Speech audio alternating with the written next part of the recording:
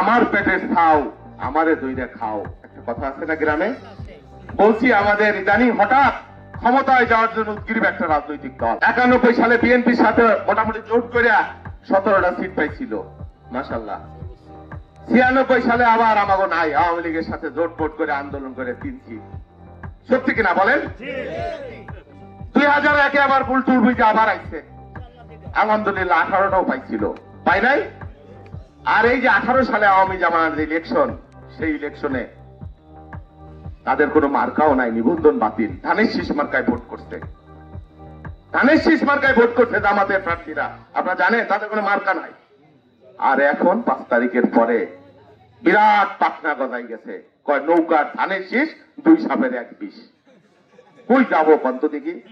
সেই জন্য কইলাম যে আমার পেটের খাও আমারে দইরা খাও। আহা, পাখনার তলে রাখলাম, মানুষ আমাকে রাজাকার কয় আওয়ামী লীগ গালি দিয়া, বিএনপি জামাত তাদের কারণে।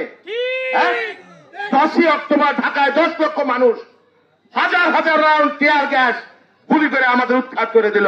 আর ওরা ফকিরা বলে আসরের নামাজের আগে শান্তিপূর্ণ সমাবেশ করে সুবোধ পালকের মধ্যে ঘরে ফিরে গেল। তাদের জন্য কত কলঙ্ক নিলাম আমরা, কত পাটনার নিচে রাখলাম আমরা, কত অপবাদ দিলাম আমরা। এখন আমাদের কয় 2 সাপের 1 বিষ। বিএনপি এই খারাপ, বিএনপি দেখতে ভালো না, চলতে ভালো না, বেকা তেরা খারাপ করে তাকায়।